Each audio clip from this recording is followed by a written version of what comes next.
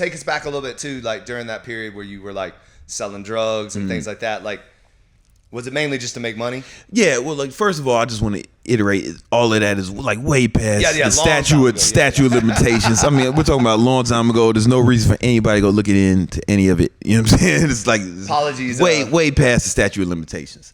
And you guys, hey, it's too late. You just he's selling online. You got to get the other criminals. You got to get online drugs. They got to get the current criminals. Yeah, exactly. No, you know what it was? I think. What happened when I got dropped from the label? I had got I just stayed in New York. My father was still alive. I stayed in New York. I moved to New York because I got signed with Sony, right? And I just stayed there, and it was just dumb. Kids do dumb stuff. I just want some money. I could have just went and got a job. I was a cop, but I wanted some money, and and I got scouted by a modeling agency in New York, right? That's how I started, like fitness modeling. And I did this job, and I got a nice lump sum of money. Yeah. And being from Chicago, I was like, oh man, I know exactly what to do with this. Yeah. So I would just come back and forth. I told the agency, I was like, yo, listen, why don't y'all send me to Miami for the season and I'll model there? Because I knew they did that. But like when I got here, I wasn't modeling at all. I was just going back and forth from Miami to New York. And but then what happened was, it was definitely just to make money, right? Right. Because I really believe crime is reserved for people who aren't smart enough to do it legally, right? It's like it's too easy to make money. I was just a dumb kid. But what happened was one of my boys got murdered. My boy Esco, he got murdered, and then my other boy SV, he got sent to life in prison, double homicide, right? And I was pretty close with him. And then my father committed suicide, and I was like, oh shit, I need to change things, right? Because he was doing some stuff he shouldn't have been doing, and my friends, they were obviously doing stuff they shouldn't have been doing, right? And I was like, you become like the people you're around, Yep. So I was like, oh, I see how this story ends, Right. So I didn't save any of the money, right? Obviously because I was a kid, and so that's when I said, you know what?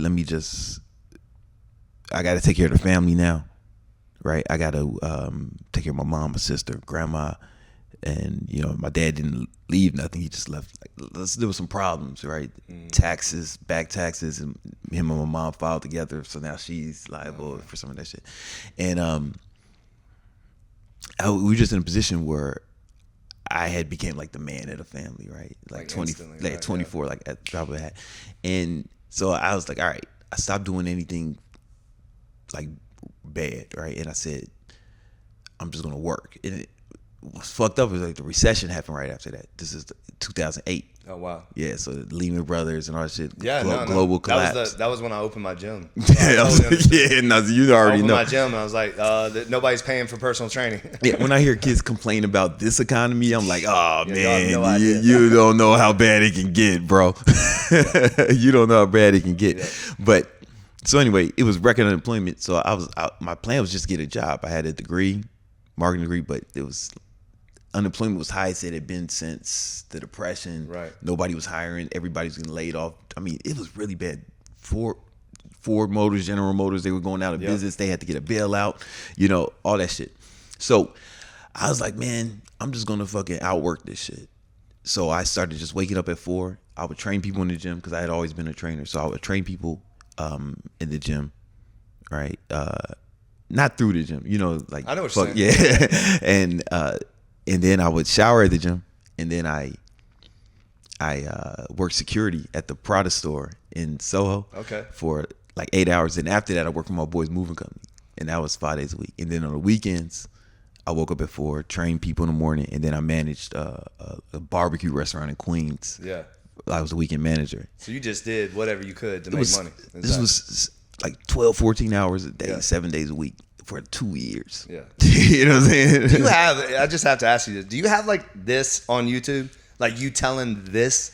I think versions of it, but maybe not the same way I've explained it to you. This is great. Now. Oh, thanks. And the reason why I'm saying is because young people need to hear this. Like, because you're absolutely not an overnight success. Like, you No. absolutely have put in years and years of education, of work, of trial and error, of, you know what I mean? Like, it's fascinating because a lot of people think it's just working out and talking on a mic. Like, and I wish, man. Like, hell no, you know what I mean? So when did keto come in? Like, when did that come in? Later? Or? That was way later. Way later? Way later, like decades later, you know.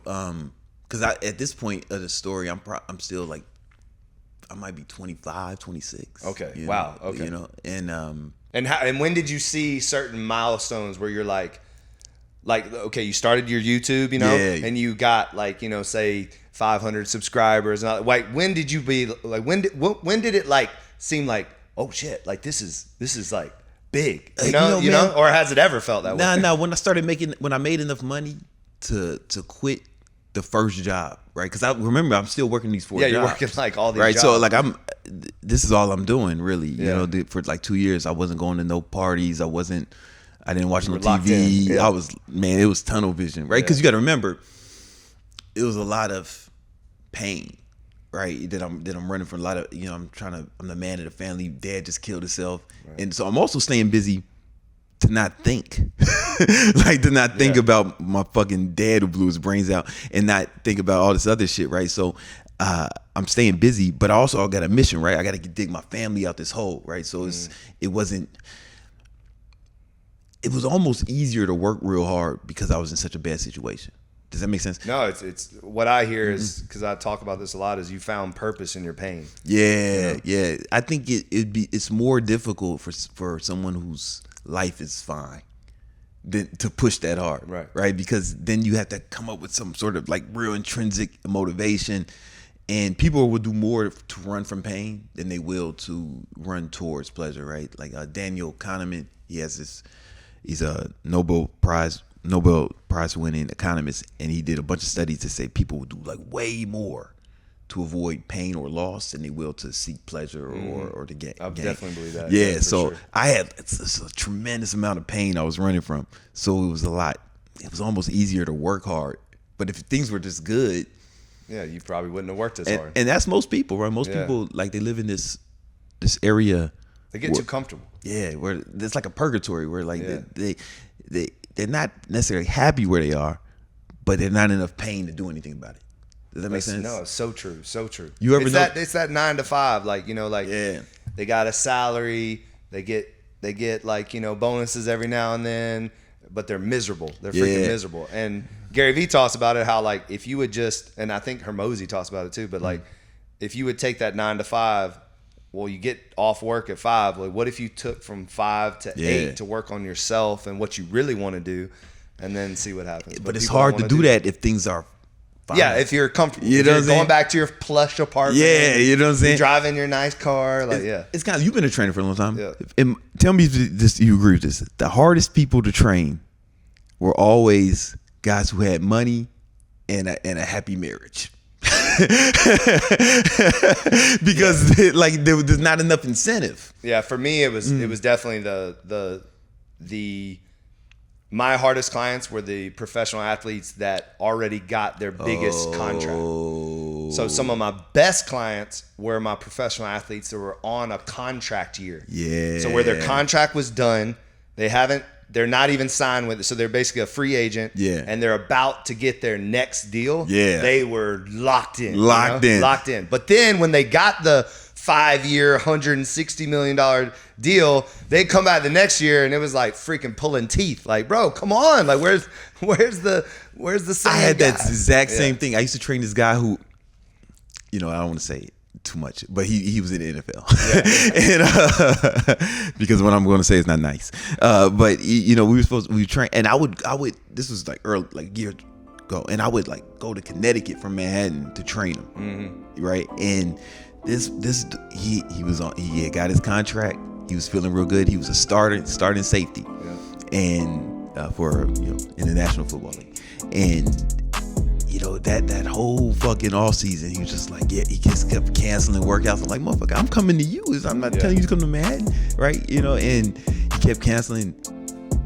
They drafted his replacement. Next season, he was cut. Exactly. You know what I'm saying?